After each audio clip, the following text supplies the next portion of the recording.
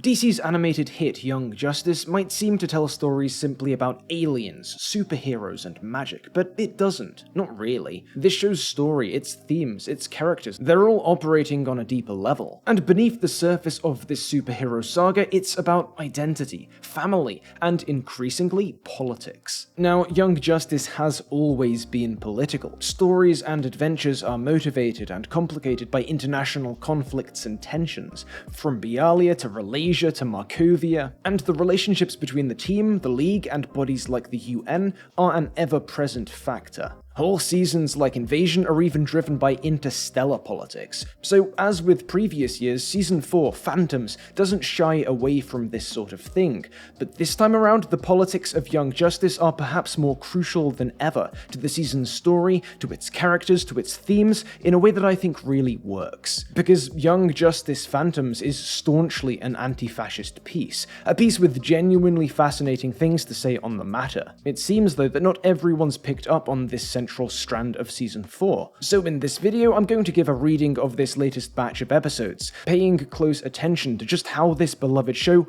rejects fascism. Spoilers ahead, and in case you need a refresh, here's what went down in Young Justice Phantoms. Superboy's visiting Mars with Miss Martian, just ahead of their planned nuptials, and he's kicking it with the soon-to-be in-laws, doing Martian wedding ceremonies and stuff. For instance, this cool thing where the groom and his dudes build a ceremonial altar, and the bride and her lot build a ceremonial canopy to symbolize their connection, their love, their devotion, and so on. The altar will stand as a monument to your devotion to Magan, and as a symbol of your bond with our entire family. And the entire Martian race. In trying to foil an unrelated assassination attempt, though, Connor is seemingly blown up. Turns out, due to some time travel shenanigans, he'd been pulled into the Phantom Zone at the last minute, but he's trapped. His friends all think he's a goner, and Phantom Girl, his ticket into the zone, is less than conscious. As the season wears on, as the rest of the crew's getting into various scrapes, we see Connor wandering throughout the Phantom Zone, getting more and more injured by phantom beasties, and gradually losing the plot, being tormented by flashbacks and visions, slowly convincing himself that he's a bad dude. After a while, he's pretty loopy, and it's then that he bumps into others within the Phantom Zone, the banished Kryptonian faction led by General Zod. And in case you don't know who Zod is, he's a classic Superman villain, one very often characterized in quasi-fascistic terms, very obsessed with Kryptonian genetic purity, overthrowing the government, militarism, yada yada yada. Young Justice isn't quite as overt with this side of him. It's a bit more subtextual, but it's still clearly there. For instance, this Zod led a coup attempt against the legitimate government of Krypton because their foreign policy wasn't militaristic enough, and upon getting out of the Phantom Zone in the 31st century, his faction tried a similar uprising against the, Interplanetary Republic. Zod's time-displaced son, Lor-Zod, grew up under this future faction, and given his characterization of these rebels as, quote, patriots, it's apparent that there was a strong nationalistic culture in the House of Zod. Through the zealous Lor-Zod's philosophy, we also see there's an emphasis on lineage within the House of Zod, and moreover, that they believe power and supremacy to be their racial birthright. A planet orbiting a red sun, thus preventing us from gaining the powers that were our birthright. Tradition, too, is central, but we'll come back to that. So after seeing the success and strength of the House of Zod, which of course they attribute to the power of their will, also more on that later, Connor falls under his spell. Quickly he's all in, even snitching on the newly recovered Phantom Girl, the last link to his pre-Zod existence, when she reveals the dark, tyrannical side of his new chums. It would have been pretty easy to have Connor resist, even in his loopy state, to have played the hero, and to only have succumbed to Zod after some more direct hypnosis-type beat, but I'm kind of glad the show didn't go that way, because as it stands, this traumatized Connor becomes a pretty accurate stand-in for those indoctrinated by fascist beliefs. You see, fascism is an ideology which thrives after difficult periods. The best example is obviously post-war Germany, and that group of people whose name I can't say without YouTube getting angry at me. It was only in the wake of a brutal defeat and a collapsing economy that the honeyed words of Mustache Man and co. were able to dupe a populace. It's in times of crisis, in times of trauma, that the simple, appealing notions of tradition, nationalism, hierarchy, and protecting your own are the most persuasive. So it's not a coincidence that Zod's worldview finds purchase only in the mind of a deeply traumatized Superboy. A Superboy who's been through the ringer. A Superboy who's just too beaten down to be able to question things, to think critically. Because, yeah, that's kind of how it goes in real life. After Lor-Zod manages to pull off a jailbreak, Superboy returns to Earth, acting as Zod's personal stormtrooper, even fighting those who used to be his teammates, his friends. Zod, of course, decides he wants to conquer the Earth, to establish a new Kryptonian homeland, but after Miss Martian's able to reach Connor psychically, after Connor comes to realize his Phantom Zone hallucinations weren't real, that he didn't actually take out Superman, that he wasn't going to hurt McGann, Superboy finally gets a handle on who his real friends are, and the danger posed to them by these Kryptonian tyrants. Cue wedding, cue mostly happy ending, roll credits. So that's the end, right? Wrong. Here's the thing. While the House of Zod is mostly defeated at the end of the season, the threat posed by these villains is still very much alive, in the world of Young Justice and in ours. See, we touched on it a minute ago, but this Zod, this faction, they're fascists. I think it's worth making that point extremely clearly. This is what the Zod of Young Justice signifies. Don't believe me? Let's look at a definition. Here's a popular one. Umberto Eco's 14 Properties of Fascism, from his essay Fascism. We're gonna sort of jog through this, otherwise it'd be the whole video, but plenty of these are met by the House of Zod. For one, these guys love tradition. We see that plenty. Let us set a good example for our guest.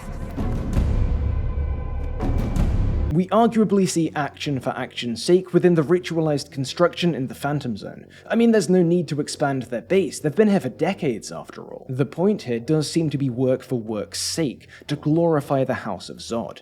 Work is the word of Zod. Disagreement is treason? Check-a-rooney. Now his loyalty is only to Zod. But my son, do you challenge the word of Zod? No, of course not. We see fear of difference when Phantom Girl's unknown race provokes suspicion in the zone. I've never seen anyone of this species. I don't know her name or species. It's curious you don't know her. Look at her burns. And yours. You two must be connected. The obsession with a plot, the hyping up of the enemy threat, I think we see something like this in the way Zod's convinced the L's conspired against him on Krypton. The aversion to pacifism, life as permanent warfare, seems a good fit too, given that Zod's initial coup attempt on Krypton was a revolt against its government's perceived pacifism, given also that within a decade of their parole in the future the House of Zod had started an uprising, and given the instant conflict Zod starts with Earth upon his release in the present day. The House of Zod's contempt for the weak and the idea of a superior in-group we see a fair bit, probably most directly though in Lor-Zod's story of the 31st century revolt. Now that we had our rightful powers, my father made a valiant attempt to lead a rebellion against the United Planets. I think we see shades of Point 11 in the behavior of his followers during the team's abortive rescue attempt in episodes 24 and 25, and we perhaps see machismo in the way Zod's superiority is unquestioned, even by his wife. We also see a hint of selective populism. Lor-Zod claims his dad became ruler for the good of the galaxy, which, sure. Now, we don't see some of these properties in Young Justice, and that's partially because Eco's essay had in mind Earth-based fascists rather than Kryptonian ones. Zod's hardly gonna have an opinion on modernism, is he? And it's partially because we only get to see the House of Zod in exile. We don't get a real look at their regime in the 31st century, or how they did things on Krypton. But regardless, that's what, 9 or 10 points met fairly directly? And importantly, the purpose of Eco's essay wasn't to say that a state had to possess all of these properties to be considered fascist. No, per Eco, it is enough that one of them be present to allow fascism to coagulate around it. But that's one guy, one definition. What about others? Well, I made a kind of similar video to this one about a year ago, looking at the show Wolverine and the X-Men using Lawrence Britt's definition, his 14 threads of fascism. And those points are on screen now. Again, due to the very limited look Young Justice gives us into Zod's actual regime, it's hard to assess all of these, but similarly to Eco's definition, there's clearly a lot of overlap. I'd say the House of Zod in Phantoms even shows a broad alignment with Roger Griffin's definition of fascism as palingenetic ultranationalism, the charismatic cult leader, the emphasis on nationalism and national rebirth, and so on. So it's pretty fair to say that Zod and the House of Zod fit this generally fascist archetype pretty well, but I don't think that's where it ends. See, Young Justice isn't just interested in creating a broadly fascist antagonist and seeing them defeated. That'd be boring, that'd be basic, and Young Justice is neither. No, things are a bit more specific. So let's talk about will. That's how we survive here. Our superior will. Will is an idea that's explored a fair bit in the second half of Season 4, and the first way this happens is through the Phantom Zone. Navigating the zone is all about will. You can touch things if you believe they're real. You can travel, fight, build, communicate only if your willpower is strong enough. Unsurprisingly then, will is of great importance to Zod and to the whole house, essential as it is to their existence. It's through the cultivation of this will that the house has established a base, honed their power, and maintained their existence and structure within the zone. But this centrality of willpower to the House of Zod is suggestive of another fascist regime's ideology. Think Germany, almost a century ago. You know who I'm talking about. An important concept to Mustache Man and friends was something called the will to power, a twisted, perverted version of a concept from Nietzschean philosophy. Broadly speaking, for Nietzsche, will to power was an observation about the nature of living things, the idea that within life there exists an unconscious, innate urge to grow, to become powerful, to express identity upon the world.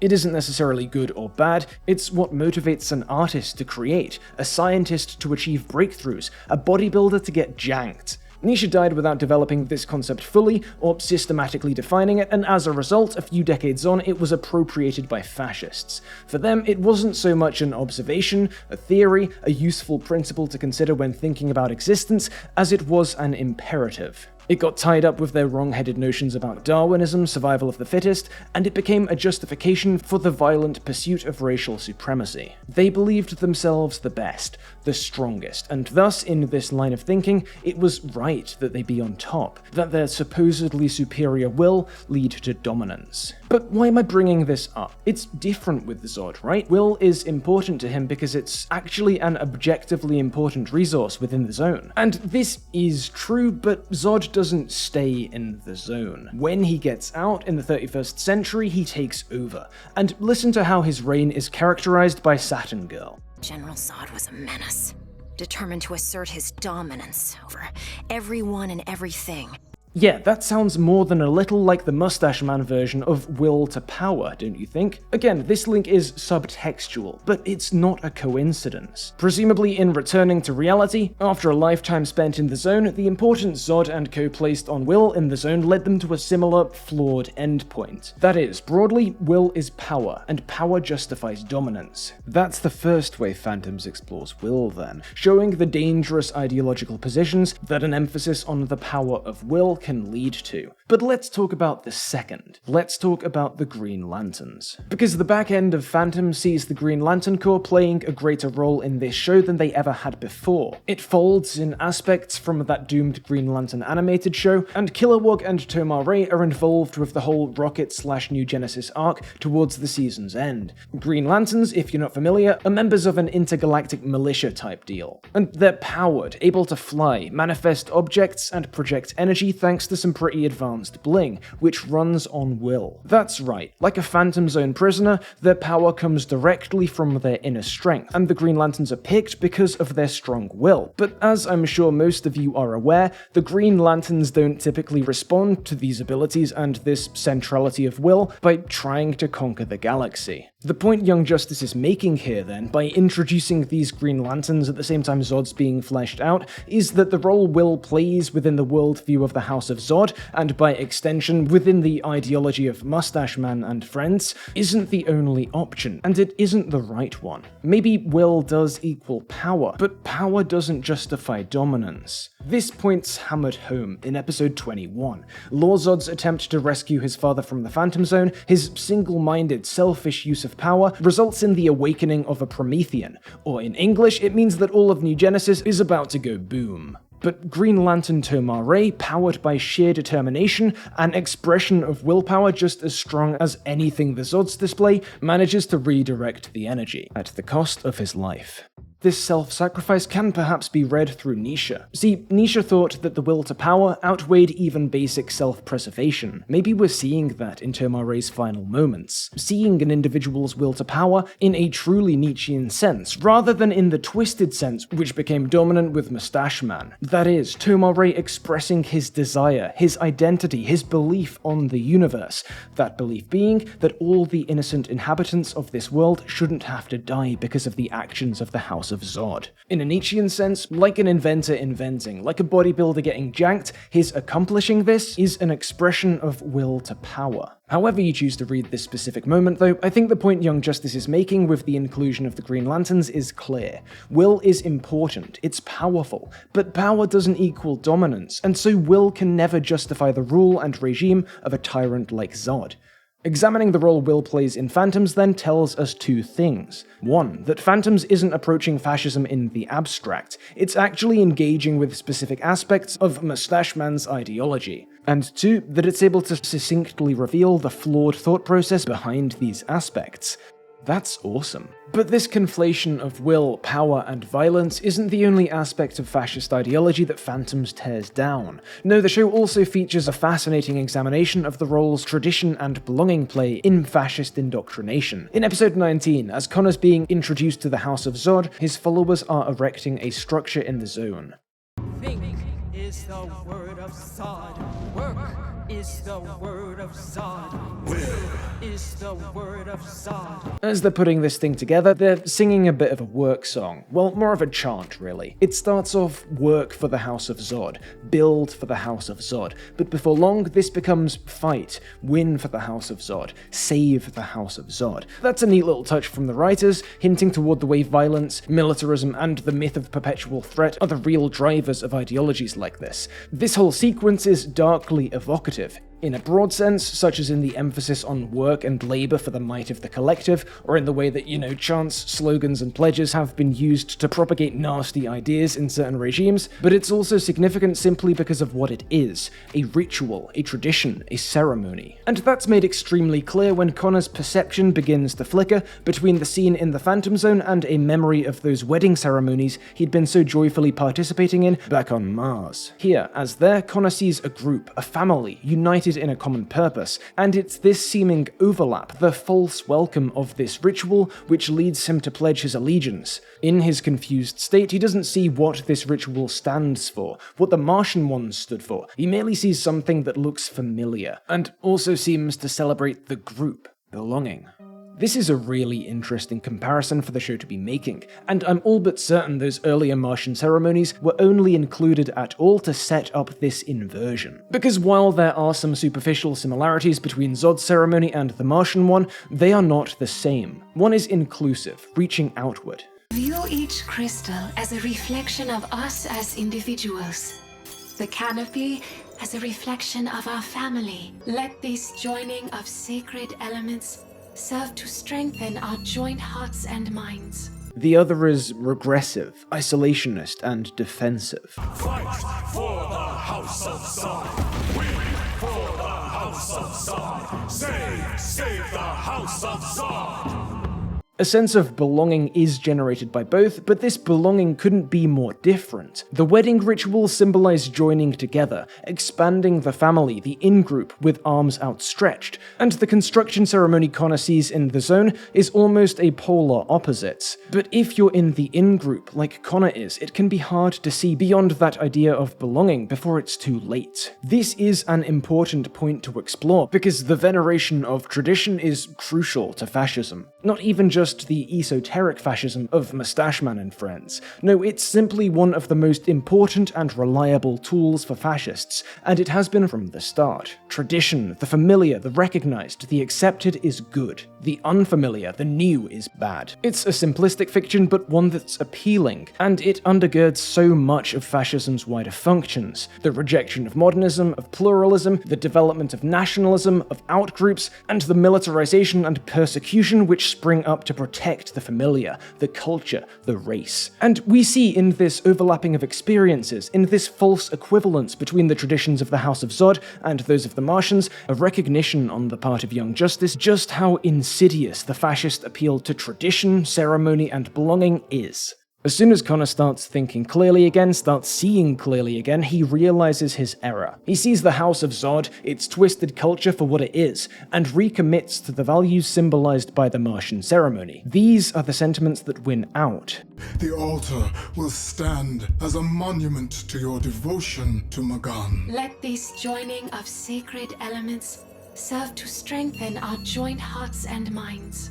Love is stronger than hate. Inclusion and tolerance between worlds, between races, makes for stronger, truer relationships and a healthier worldview. The sense of belonging generated by the House of Zod isn't true belonging. It's limited, conditional. It demands obedience and subservience. And the way the show maneuvers both Connor and the viewer to this resolution is really neat to see. So Young Justice's 4th season is many things, but Connor's arc, the Zod story, the backbone of the whole thing, it's an examination of what leads a person to fall for fascist ideas, and of these ideas themselves, how will and power are understood, or rather misunderstood. We see Connor slip into it, we see the fallacious persuasiveness of it, but in Connor, we also see it fail. But not everyone is Superboy. Not everyone has experienced true belonging, real relationships strong enough to shine through indoctrination. So breaking someone free of the far-right programming is rarely this easy.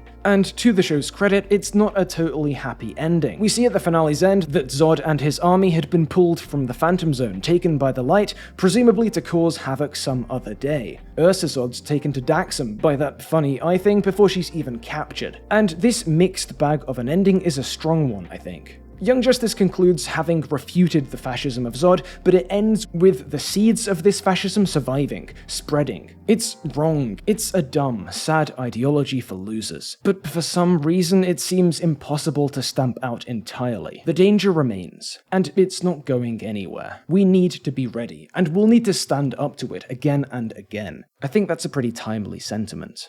But hey, speaking of standing up, I want to talk to you real quick about desks. Standing desks. See, I've partnered with FlexiSpot for this video, and that's what they make. Specifically height-adjustable sit-stand desks designed to keep you active, energetic, and productive while you work from home. And they sent me one of their models, the FlexiSpot Standing Desk E8, to try out. Let me just tell you, this thing is nifty as heck. You can raise and lower it super easy. Standing desk? Bam. Want to sit down? Bam. Want to charge your phone from the desk? Bam. Honestly, before trying this, I thought the idea of a standing desk was kinda silly, but it's actually helped me focus in a big way. I'm standing now to record this voiceover, and I'm so much less out of breath than normal. This thing is super handy. It was dead easy to put together, and it's sturdy as a rock. So if any of you guys watching this are thinking about taking your home office space to the next level, maybe you've just got a new remote job, maybe you just want to get more productive with your side hustle, honestly, I think FlexiSpot's the way to go. FlexiSpot's doing a big Black Friday sale soon, where you can get up to 31% off, and they're even running an E8 pre-order event where you can get the same model I've got while saving a bunch of money. Links to all of this in the description below, so go, everyone, get cool desks!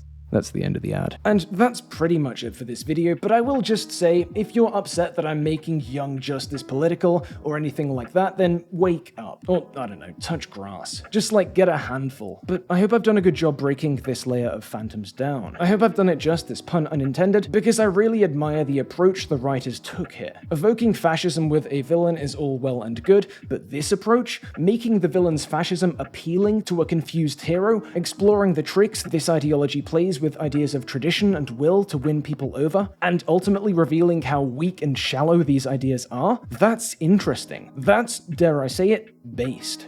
That's Young Justice. Thanks for watching. Special thanks as always to my patrons on screen now, especially Strange Folk. Drop a like if you fancy, and maybe check out that playlist on the right. See you soon.